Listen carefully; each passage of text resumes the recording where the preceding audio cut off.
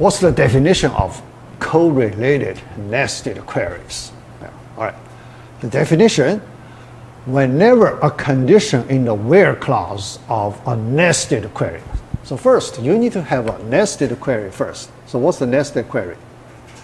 Inner query, outer query. Yeah, just like a for loop. For loop, you have nested for loops. Inner for loop, outer for loop. Here, inner query, outer query.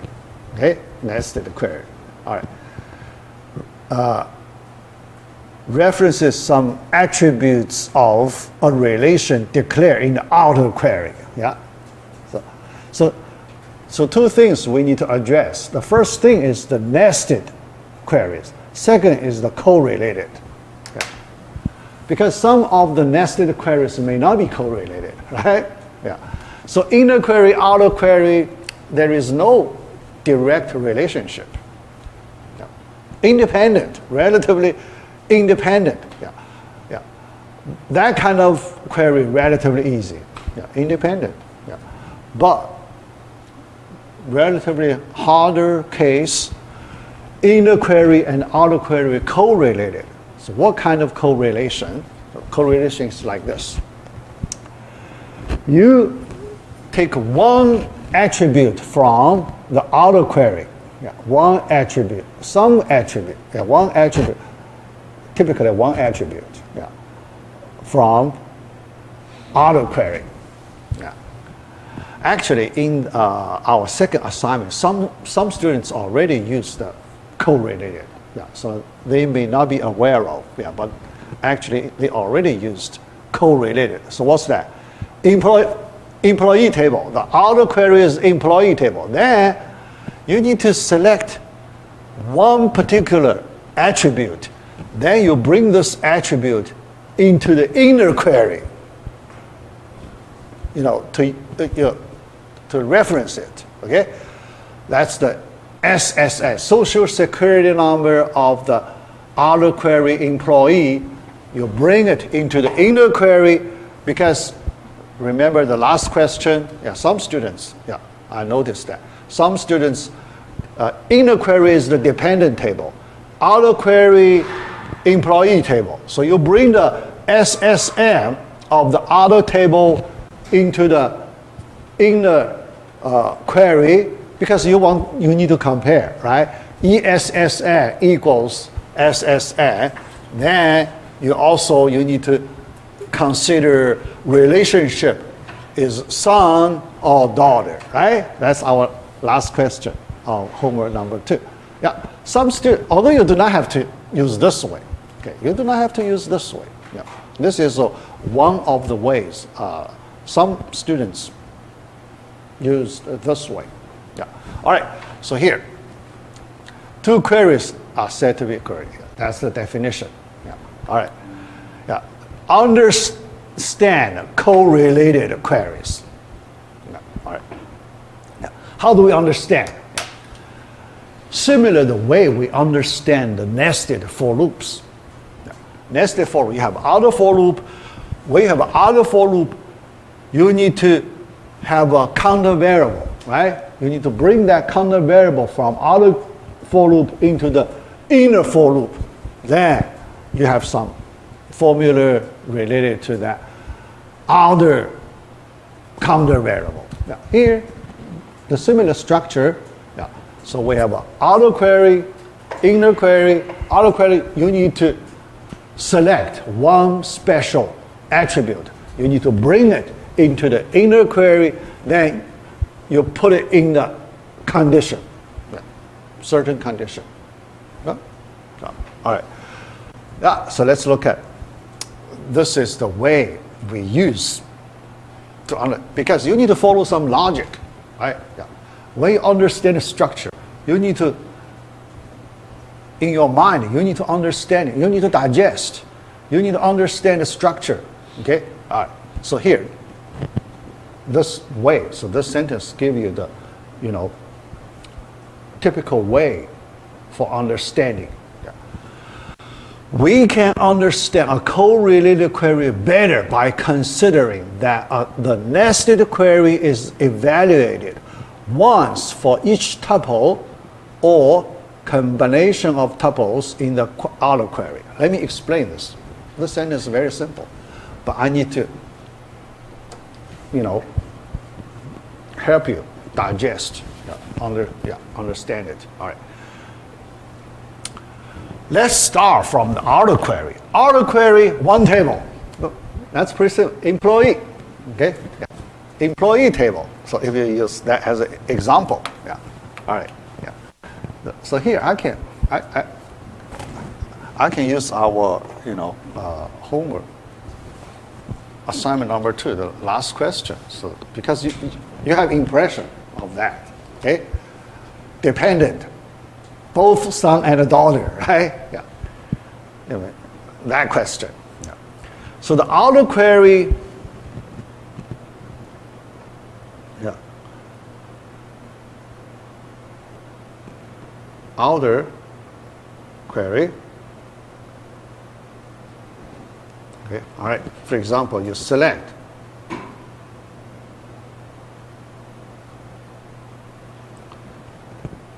first name, last name.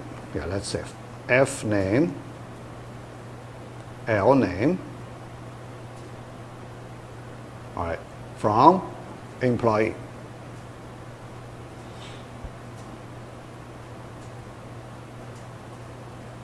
All right, yeah.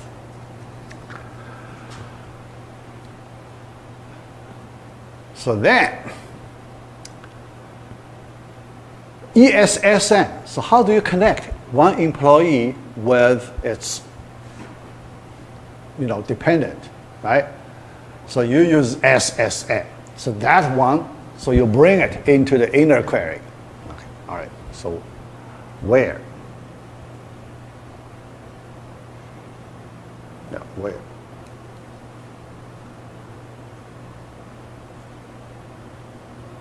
All right. Yeah. SSN. In operator. Yeah. Next time we will talk about in operator. Yeah. Next we will talk about in operator. Yeah. Some students already use the in operator. Yeah. Very useful. It's a simple operator, easy to use, and very useful. All right. SSN should be in that inner query. We use a parenthesis to represent inner query. Okay? Yeah. Inside another select statement. The inner query is the inner select statement. Yeah. All right. Select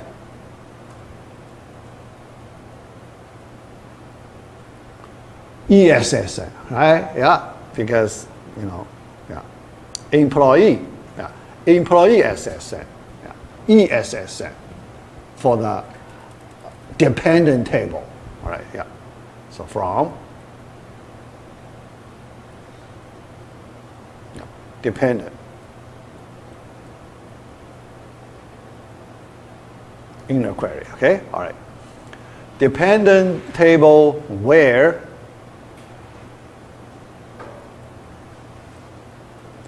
now condition. Okay, so now condition. Yeah, relationship equals sum. That's the condition, right? Yeah. So relation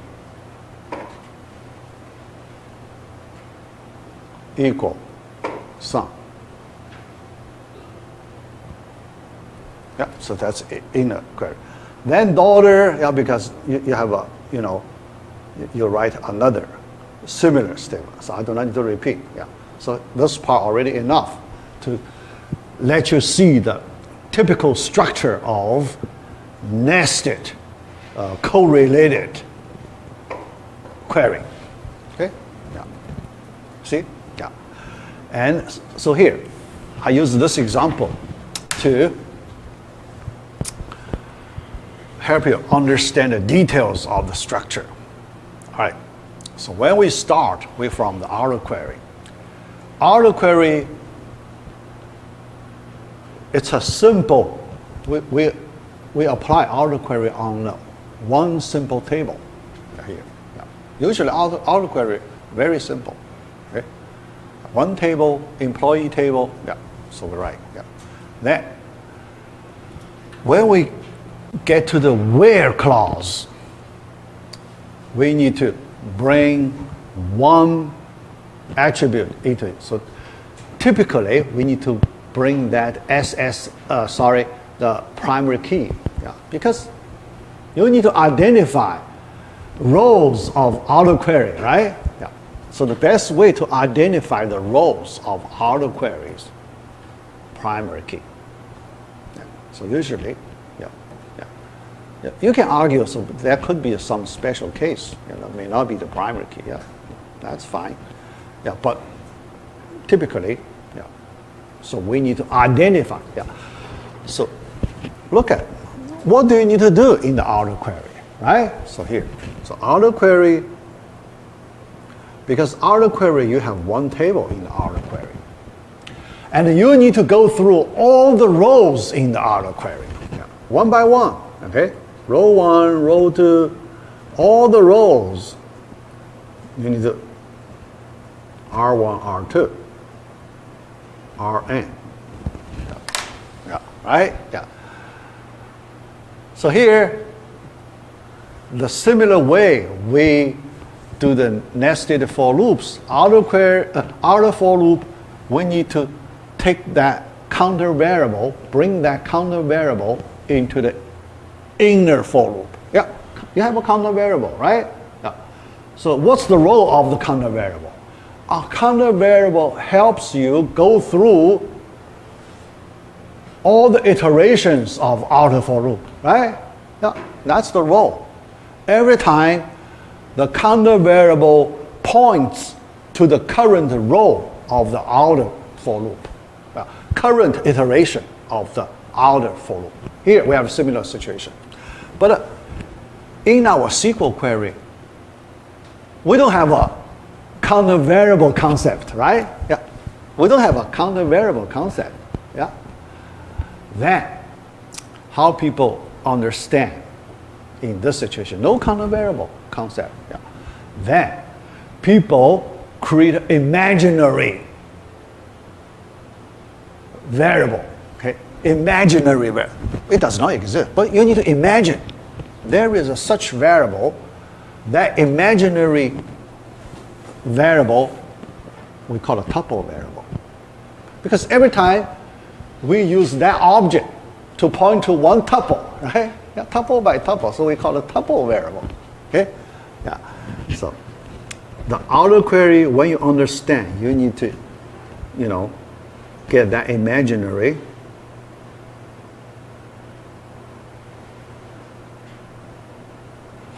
variable. Yeah, we call it tuple variable.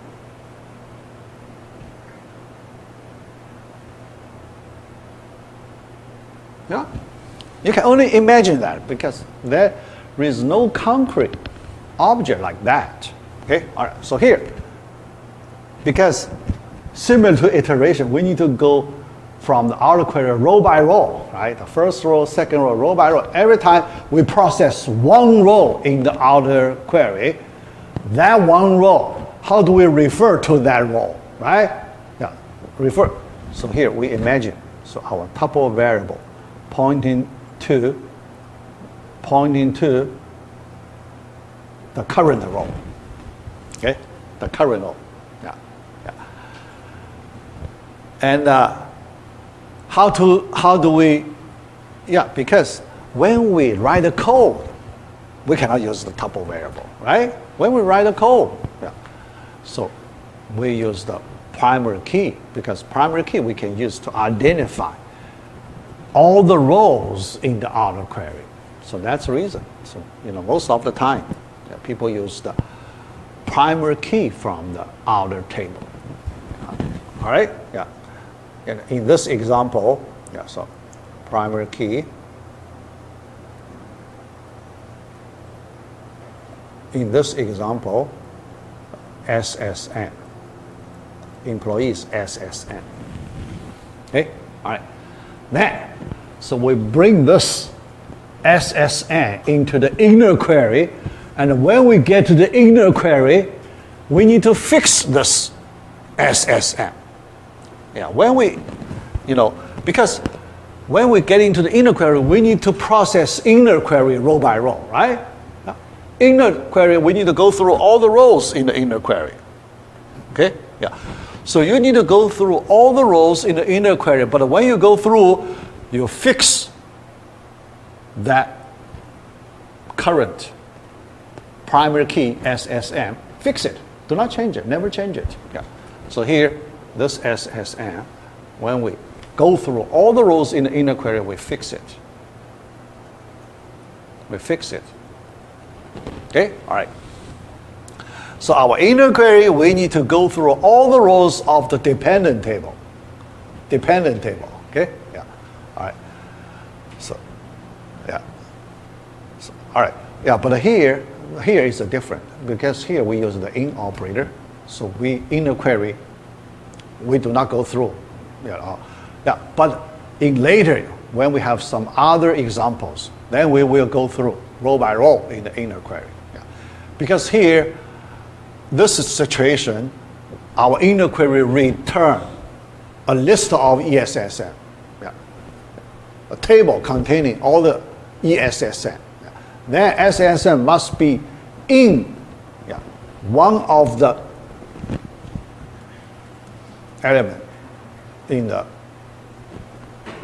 result of the query. Yeah. Yeah. So this case, yeah, it's a different. Yeah. It's not we're going through, but later we have some other examples. Yeah. We need to go through all the rows in the inner query. Yeah.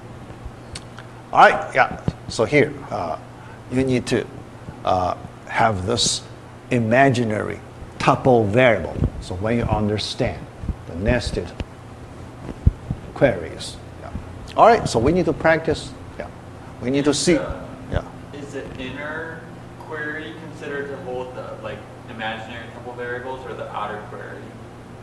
Yes. Yeah. Right now it's different. Yeah. So because right now that imaginary tuple variable. So that SSN. So, okay. Yeah. SSN is called the SS. variable. Right. Yeah. We do not call. Yeah. SN refers to the row. That row we use that imaginary tuple variable to represent. Okay. So here we don't want to, because this is not imaginary, right? This is concrete. We can see it. Yeah. This is not imaginary.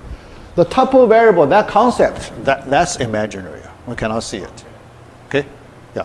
But because this is primary key, it can identify any row, right? Identify any row. So how do we refer to it? So we use primary key to refer to that tuple outer tuple variable. That's the outer or the inner query? Yeah, outer. Okay. Yeah, outer. Inner, because inner, this is whole table. So we didn't look at row by row. If we look at row by row, yeah. So later we have other examples, row by row.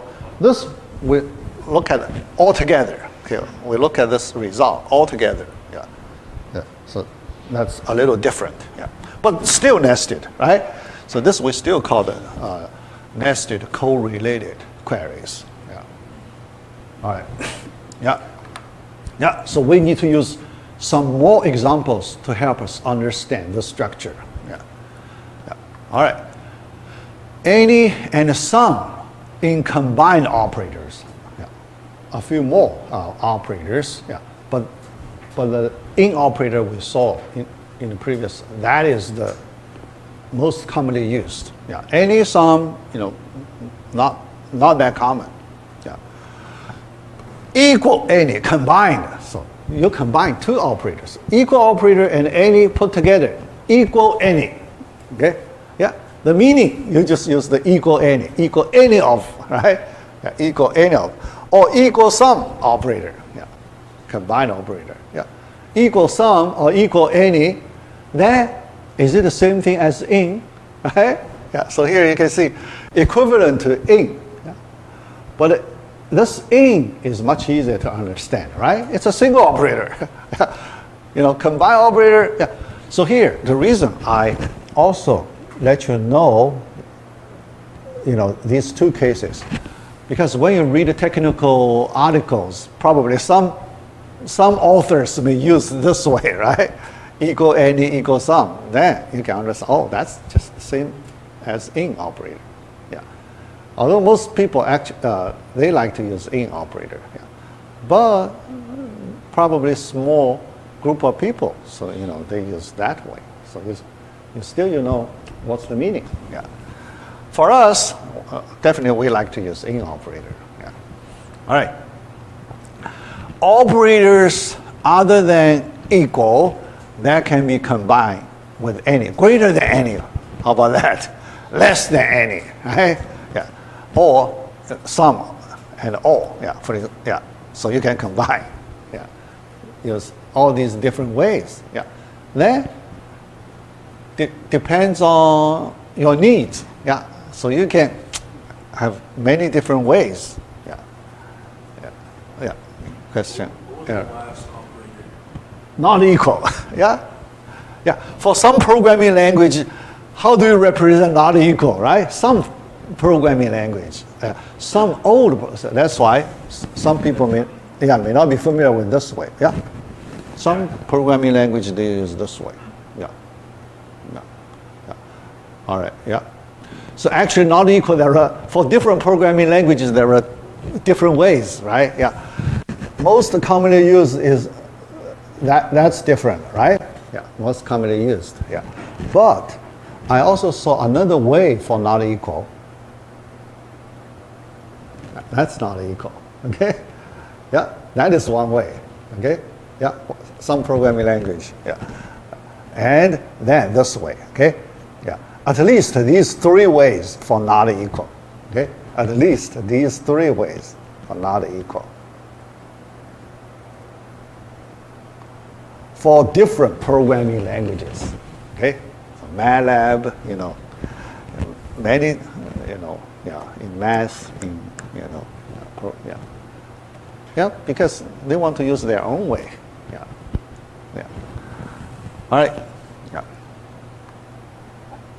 yeah. So let's look at another example. So this example we use greater than all, yeah, right? Sometimes we want to know the salary. Yeah. So we want to find those employees whose salary is higher than the salaries of those employees in the whole department 5. Yeah. Okay? Yeah. So if you want to represent that, you can use that greater all operator. Okay, yeah. All right, yeah. So, you're based on the meaning of the operators. Yeah. So pretty easy to understand, straightforward. Yeah. All right. Yeah.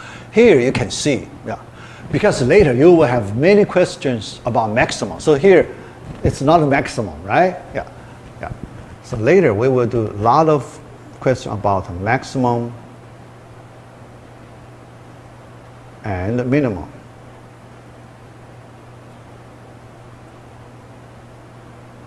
Yeah. So maximum, minimum different from greater all. Yeah, greater all higher than the maximum, right? Yeah, higher than the maximum. Yeah. But when we need to find the maximum, we need to find the same as maximum. Yeah. Same as maximum. Okay? Yeah. Yeah. So you need to think of several ways we can do. Yeah. Maximum. Okay.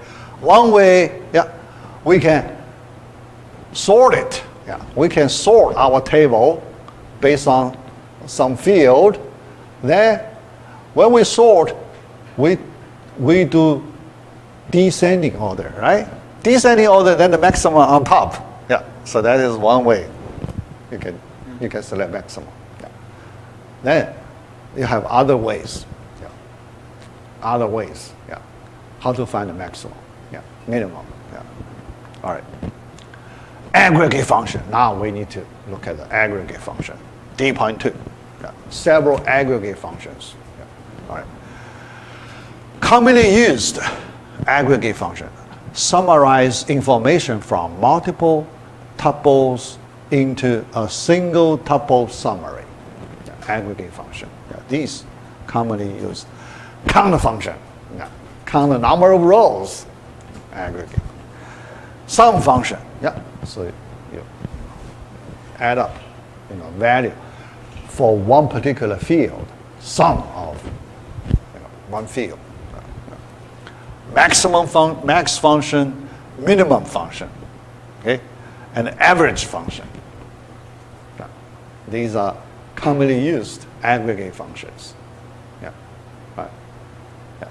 So in our homework number 3, we will have many aggregate function related questions. All right. But when you apply aggregate functions, another one important concept you need to understand, the grouping concept. So here, when you apply these aggregate functions, how to apply, right? Here we need to consider how to apply. Yeah. Because there are many different ways to apply these aggregate functions. Before you apply these aggregate functions, you need to define subgroups. So here we have the grouping concept. How do you define your subgroups? Yeah. After you define the subgroups, appropriate subgroups, then you apply your aggregate functions on individual subgroups. Okay? Individual subgroups. Yeah. So let me explain the structure. Yeah. Grouping is used to create subgroups of tuples before summarization. Before you apply these aggregate functions, you need to define the subgroups. Yeah. But sometimes people do not define subgroups. What's that? If people do not define subgroups, that's the default case. What's the default case? The whole table is treated as one big subgroup. You only have one subgroup. That's the whole table. If you do not define, okay? Yeah, yeah. That's the special case of the defining subgroups. Okay? Yeah. You have subgroups. Okay? Yeah. But that's the whole table, one subgroup. Yeah. All right. How to define? We use group by clause. Group by clause. After the group by, you use attributes. Yeah. Yeah. You can use one attribute, more than one attributes to define subgroups. Okay? All right. Yeah. Here, I like to give you an example. Yeah, because here, what we are talking here is still pretty abstract. Now, I like to give you some, conjoint diagram to give you some concrete view of this grouping. Yeah. So what's the meaning of grouping, right? Let me just use our employee table, simple employee table, in our company database. Yeah. In our company database, employee table.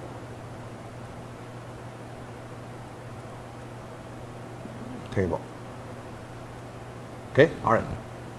The structure, so let me draw some general structure.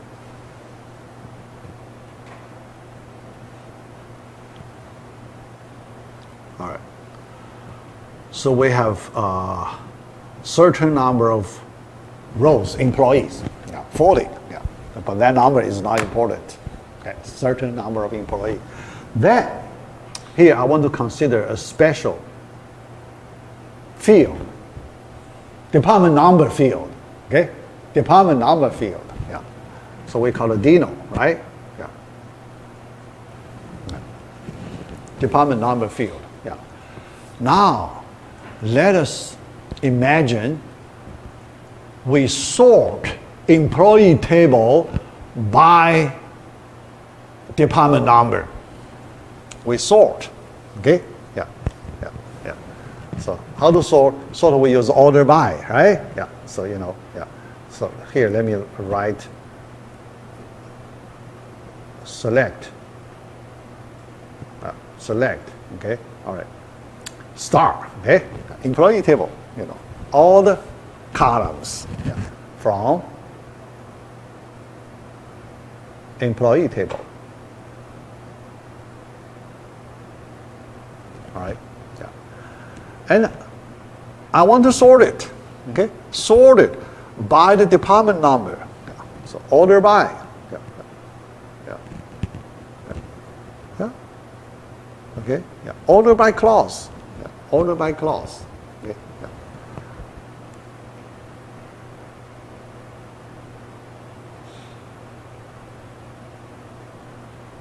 Order by clause. So you have two directions, yeah, order by. Ascending order, descending order, okay? Yeah. So when you use order by, to ascending, we use ASC, ascending order. Descending, yeah, descending DE, yeah, DSC, yeah, yeah. But ascending is ascending, that's the default case. Default case, you do not need to specify, okay? You do not say anything, that means ascending order. Yeah. Descending order, you need to specify, okay? Yeah. So here, order by DINO, department number. Yeah. Ascending order, so I do not specify. Yeah. Order by. After I do the sorting, then department 1, employee who belong to department 1, you know, occupy consecutive locations, right? After that, 2, and so on. Then 3, the last one 6. Okay? Yeah. Like that. Yeah. Then, now, I want to explain this group by clause. Okay? Group by clause. Okay? All right. So, let's do one simple example here. Okay? Let's calculate, yeah. Let us calculate the salary of each department. How about that? How to calculate the salary of each average salary. How about that? Aggregate function. Average. Let's calculate the average salary of each department.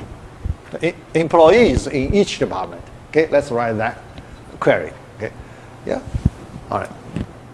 To understand this group by clause. Okay, all right. Select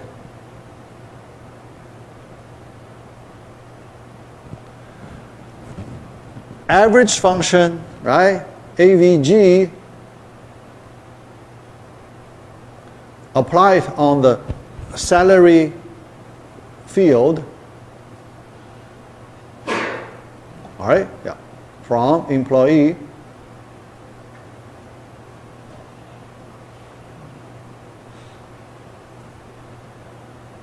There, when you define subgroups, okay? Subgroups, use the group by clause to define subgroups. Group by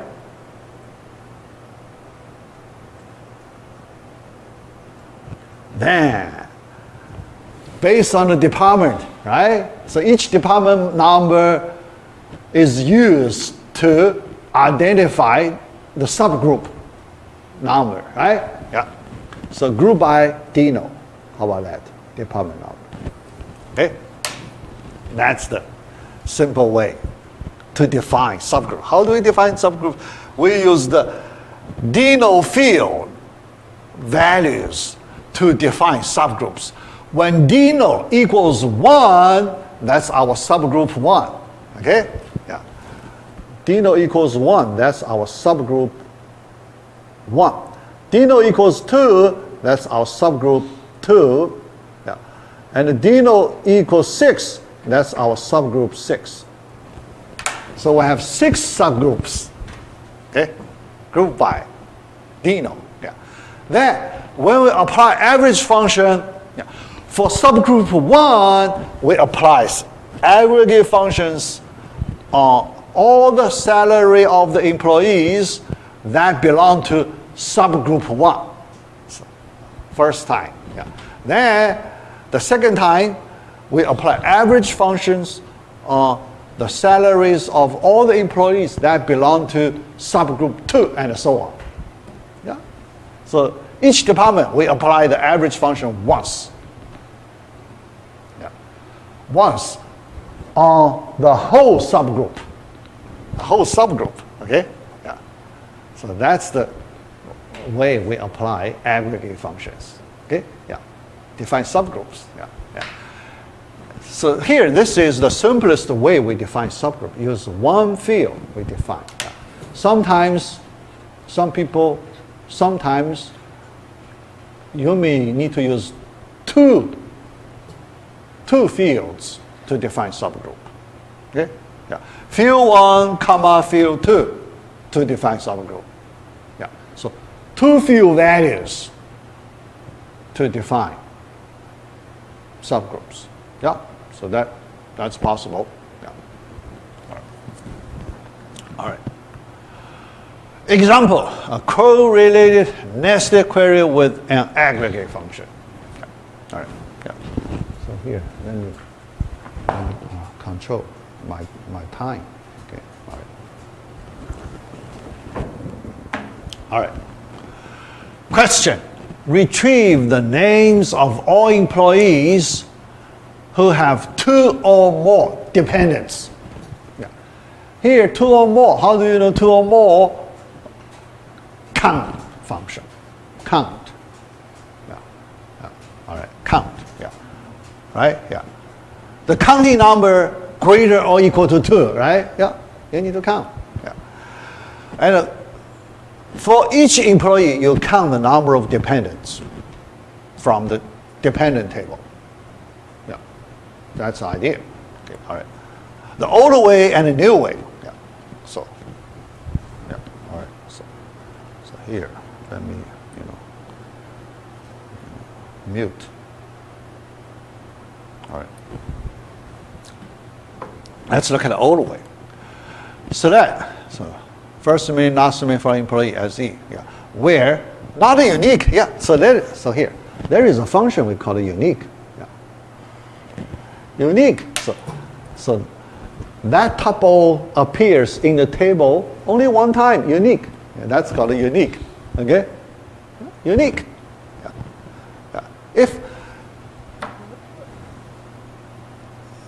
Yeah. So you only select, because think about,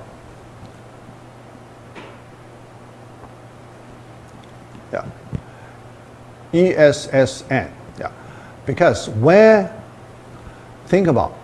one employee has more than one, when an employee has one dependent, then the query result, for that employee, you only have one row, right? You only have one row. Okay? Yeah. Here. Yeah. This star, I think this star should be replaced by ESSN. Okay? Yeah. Because if you replace this, because star, you contain all the information, right? But here we do not need all the information. We want to see if the rows are unique or not. We need to look at the ESSN, right? If this employee has more than one dependent, then that ESN repeat multiple times, right? Yeah. If unique, that ESN only appears exactly once. That's unique. Okay? Yeah. So so here, let's understand not unique. First, let's understand the meaning of unique. So what's the meaning of unique? Yeah. If in the inner query, this is inner query, okay? In the inner query result, one employee, its ESN appears only once, that's unique, then we select, okay? Yeah, that's the meaning. Not unique, so that employee, they have more than one dependent, not unique. So repeat more than once, that's not unique, right? Yeah. So here you understand the meaning. So this is the older way, two or more, not unique, then we select 2 or more, right? Yeah. And here, this one, you can see we bring this ESM from outer query into the inner query, right? And fix it. Yeah. So this one we can understand. Yeah. And because when we do the inner query, we go through, yeah, so here, here, let me draw two tables, okay? Yeah, two tables, yeah. The first table is for the outer query.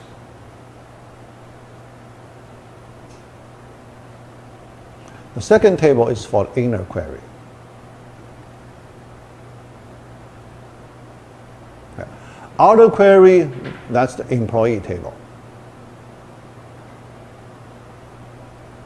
Inner query dependent table.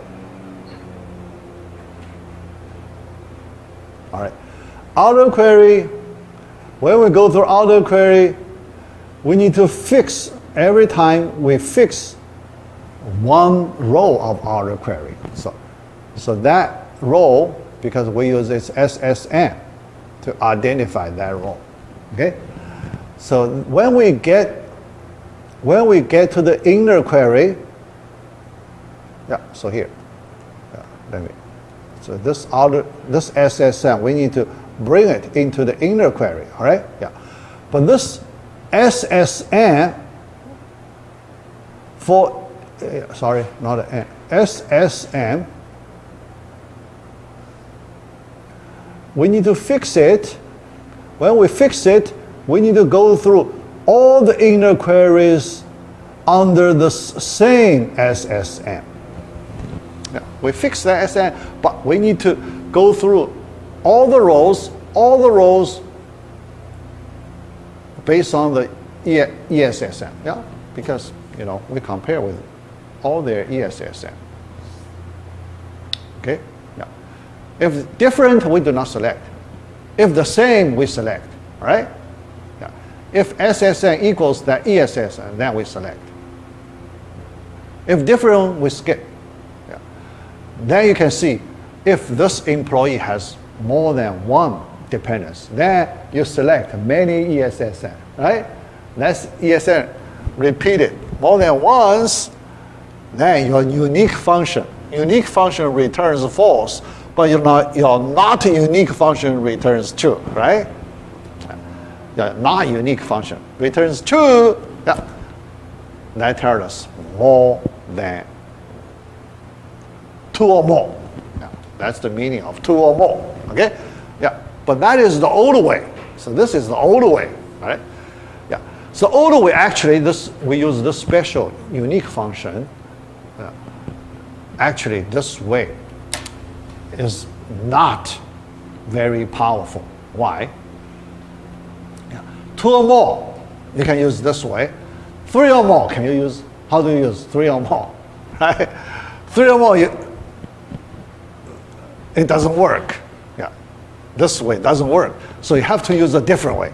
So more powerful ways, you use the count function. You count three or more. Yeah, the counting result greater or equal to 3. Okay, that's better. That's better than rely on some special function. Yeah. All right. So, new way. Yeah. Let's look at new way. Okay. All right. Yeah. I need to erase this part. Yeah. New way.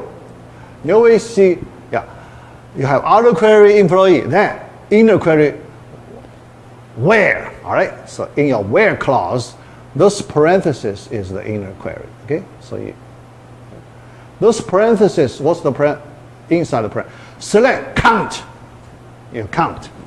Number of rows, yeah. Number of rows under condition SSN equals ESSN condition, under this condition. So you count the number of dependent for the fixed, because you fix this SSN, right? When you fix that SN, you have multiple ESSN matching this SSN, so you count all those ESN that are same as this SSN. Yeah? So the same number of dependents you have, right? Yeah. So for each dependent under this same SSN, for the ESSN, you have one copy. Yeah. Yeah. So you count the number of copies. Yeah. The count number, yeah. Count number here, 2 or more greater or equal to 2. 3 or more greater or equal to 3. 4 or more greater or equal to 4, and so on. Yeah? So easy. Yeah. All the way, you cannot control like this. Okay? Yeah. Yeah. So this is a better way. Yeah. So here you have an idea. So, yeah. How to understand nested correlated query, and at the same time, aggregate functions. Here, aggregate functions, we don't use group by. That, this whole table, this inner query is a one table, right? So the whole inner query table is used as one subgroup. Yeah, because we do not define subgroups. Yeah, all right, so that's it. Max and min functions can be applied to a set or multi-set of numeric values. The numeric value, that's the first case. We can apply maximum, max, and min functions. Yeah, numeric values. But for non-numeric values, we can also apply max, min functions. Why? Because we can do comparison. If we can compare values based on orders, you have order defined, yeah, some order defined, then you can apply max and min function. Yeah. All right. Can also be used with attributes that have non-numeric domains if the domain values have a total order, among one another. Total order, yeah, I explained before. What's the total order? Any two values in the domain, we can compare them. And which one is larger, which one is smaller. We can get order information. One is greater than the other. We can have the order information. That's the total order. Yeah. Partial order, you may not have that. Sometimes you have an order one greater than the other. Sometimes you do not have. That's the partial order. Yeah. So here, if your domain has this total order, then you can apply max min functions. Yeah. Yeah. In general, we have all the domains we use in the real world situation have the total order. Yeah. Yeah. Dates has a total order, right? Dates. Okay? Yeah. Any two dates you can compare. One is greater than the other. Yeah, that's total order. Yeah. String values have total order. Every two strings you can compare. One greater than the other. Yeah. String values, total order. So you can apply max min functions. Yeah. Yeah. Yeah. So you here total every two can be using total order and partial order. Yeah, partial order, that's a concept in math. Okay, partial order. Yeah, it's possible, but it's very rare. Yeah, so we can see the partial order case. Yeah, remember last time I gave you example in graph theory. In graph theory, we can define order, right? Yeah, order. When we define order on graphs, then we may have the partial order. Yeah. Here we do not need to go that far. Okay. Yeah. So here, in all our questions, we all have total orders. Yeah. All right. Yeah. Partial. Yeah. But the partial order, this equality, transitivity property holds. Yeah. So if A greater than B, B greater than C, then A greater than C. This transitivity property still holds for partial order. Yeah. But the question is, when you select two objects in the domain, you may not get A greater than B or B greater than A. You couldn't get any information, order information between two objects in the domain. Yeah. So that's the possibility in a partial order. Yeah. All right, yeah, so but we do not need to go that far. Yeah. D-3, partition for subgroup. Yeah. So Zach just joined us. Yeah, I remember. Zach. Yeah. Respond. Yeah, I had to switch from my laptop. Yeah. Okay. So I do not need to check it. Yeah. All right. Yeah. Elroy, I need to check your name. Yeah. After class. Yeah. All right. Yeah. Let me see how much time I have. Yes, I still have some time. Yeah. Let me try to complete this topic. Okay. Partition for grouping. I already explained. Right. But let's look at a little more. Yeah. Partition concept for grouping. Yeah. Partition a relation. Yeah. Here, this partition concept, we also borrowed from math, set theory in math. In math, set theory, we have this partition concept. Yeah. Here, we borrowed that concept. Yeah. All right. So, what is called a partition? Okay. Yeah. All right. In math, the partition, we can do partition on a set and to get subsets. Yeah. Here we do partition on a group to get subgroups. Yeah. So the similar situation. Yeah. But let us look at the meaning of partition in math. So then we just bring it to our database context. Yeah. All right. In math, in order to get a partition, this partition should cover the whole set. Yeah. So what's a partition? All right. Yeah. So you have a set, right? Yeah. So we use S to represent the original set. Okay. Yeah. Original set. I can draw. So this big circle is our original set, the whole set. Yeah. Then, when we define partition, remember we define many subsets. We define many subsets in the set, right? Yeah. For example, S1, S2, S3, and so on. Okay, Sn, things like that. Okay, yeah, we define set. All right. In order to get a partition of this whole set, yeah, this S equals the union, yeah, K from 1 through N, Sk. Yeah. All right. So your partition should cover the whole set, the whole original set. Yeah. So these small subsets, you put them together, you get the whole set. So that's the first condition. Otherwise, it's not a partition. If you miss just the one single element, you do not get a partition. Okay? Yeah, one element missing. Yeah. So you do not get a partition. Yeah. That's the condition number one. Yeah. Condition number, the union subset equal the whole set.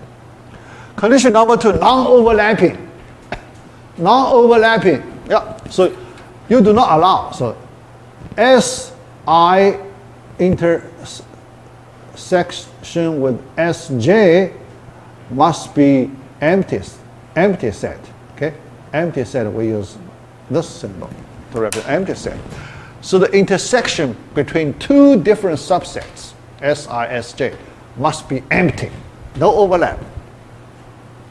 Okay? Yeah, the second condition for the partition. Okay? The subsets inside one partition. No overlapping. Okay? Second. All right. Yeah, two sets is empty. Yeah. Yeah. The third one, non-empty, because you have all these subsets, right? S1, S2. Yeah. All right. So each subset cannot be an empty set. Okay? Each subset in the partition, it cannot be the empty set. If it's an empty set, you remove it from everything. Because you don't need an empty subset in the partition, right? It's useless. Okay? It is useless. Why you keep there, right? Yeah. So for a partition concept in math, you need to have these three conditions. 1, 2, 3.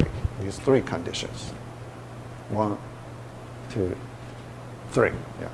Now we need to borrow this concept, adapt it into our our database theory, concept. Yeah. Similarly, when you define subgroups, you need to consider these three conditions.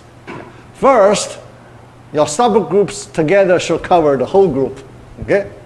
No row missing. Yeah. No row missing. That's the first one. Second one, every two subgroups, there is no intersection between them. Yeah. Two subgroups, no intersection between them. Yeah, the second condition. Third one, no subgroup can be empty. Okay? No subgroup can be empty. If it's empty, remove it. Yeah. See? Yeah. You can still, carry these three properties when you bring this concept into our database theory. Yeah. All right, so that's the partition concept. Yeah. All right. Groups and grouping attributes. Yeah. Let me see how much time I have. Oh, still, I have 10 minutes. Yeah. Groups and grouping attributes. Yeah. So I show you already a little bit. Yeah, here. Let's see. Partition a relation into non-overlapping groups of tuples. Yeah. How to partition a relation? Yeah. Group by, then you use certain number of fields. Yeah. All right. Each group will consist of the tuples that have the same values of some attributes. So we call it grouping attributes. Yeah, it could be more than one. Okay, could be more than one. Example. Yeah. The salary. Okay, count department number, count number of employees, then average salary group by department number. Okay. Here you can see, here we have the partition. Group by Dino, we have the partition. Yeah. Because all the employees from all these departments cover the employees of the whole company, right? So no one missing. Okay, that's the first. Second, employees from two departments cannot overlap, right? So you do not allow one employee belong to more than one department. Yeah, no overlap. Second, no department can have nobody, right? Yeah, no department is allowed to have nobody there. See, three properties must be satisfied. Yeah. All right. Yeah. So here is one attribute. We use one attribute to define subgroups. But sometimes we may need more than one. Yeah. It could happen more than one. Okay? Yeah. All right. No value in the group attribute. Yeah. How? Because you have a special situation. When you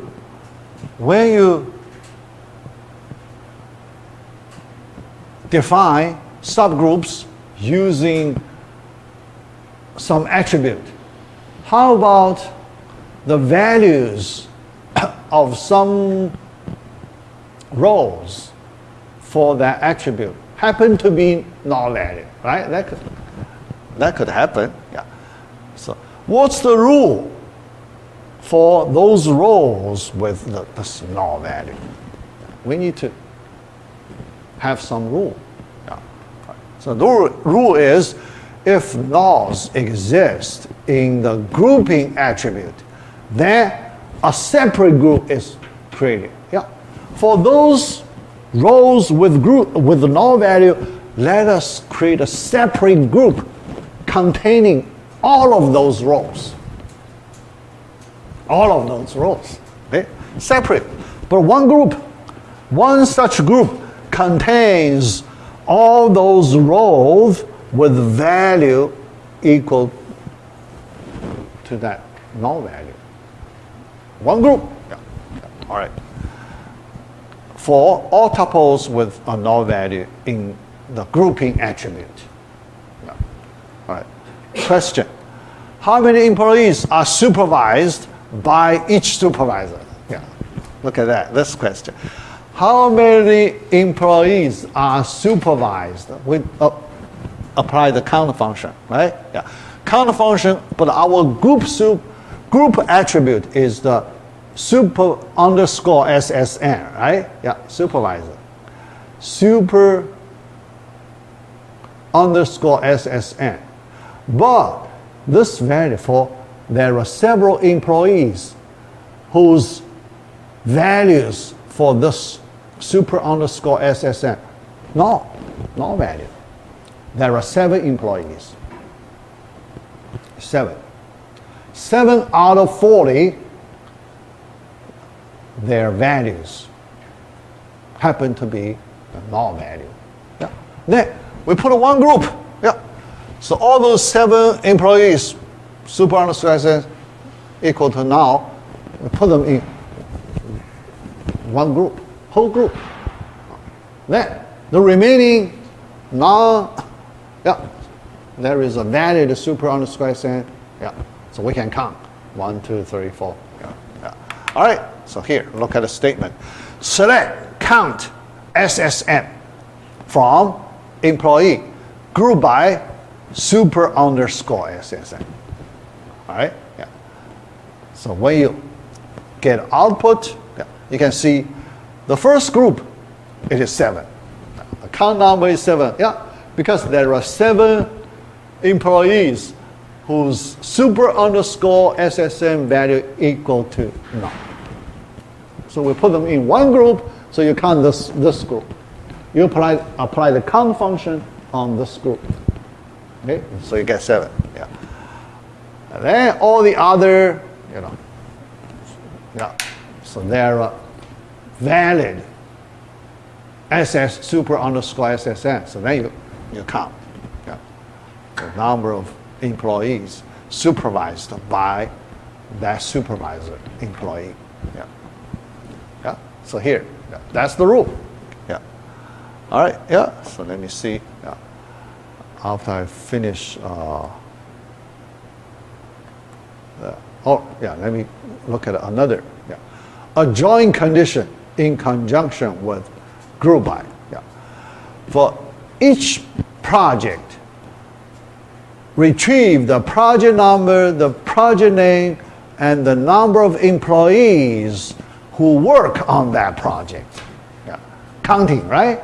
Number of employees, we need to count. Yeah. Work on that project. On that project. We use a project to define subgroups, right? Yeah. Work on that project. So all the employees work on project 1, employees work on project 2, and so on. How many employees work on project 1, project 2, project 3? Yeah. All right? Yeah. So we apply a count function. Project and works on. This time we need to use this works on table. Works on give us the mapping from employees SSN mapping to the project number. Each project you have project number. Okay, all right. So here, all right. The condition, because we need to join 2 tables, we need to join. I need to control. So before the end of class. Yeah, just finish this last example. Join these 2 examples. I need to use this join condition. P number equals P no. Yeah. After that, I need to define group by here. Because this example I copied from the from the textbook. Yeah, here. Because here I feel, so this way is not good. Why? Because it's redundant. The second P name is redundant, right? Why you need to include the P name? P number, project number, P number is enough to identify projects, right? Why you need another field, P name, to identify the project? Yeah. Because the project number and the project name, it's a one-to-one correspondence. One-to-one correspondence, the first number is already enough to identify the projects. You don't need a second field to identify the project. Yeah. So that's redundant. Okay? Yeah. Yeah. Yeah. So then you use project number to define your subgroups. Then you apply count function on, for each project number, you do the counting. Do the counting. So number of employees who work on this project, and so on. Okay? Yeah? Yeah. So you understand in this way. Yeah. So you can have a joint condition. After the joint condition, then you define your subgroups. Okay? Yeah. All right? Yeah. Yeah, so I finished this slide. Yeah, let me stop right here. Okay, yeah.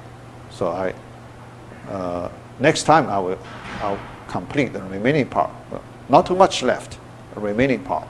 So then we finish module 4, then we need to start module 5. Yeah. Okay? Module 5 is our last module. Yeah. But at the same time, we also need to prepare our project number 2. Okay? I need to give you some more sample projects. Yeah. I only give you the first one. So I have a few 2 and 3 sample projects to give you. Yeah. So then you can use my sample project to help you understand the features. Yeah. Yeah. All right, yeah, that's it. Yeah.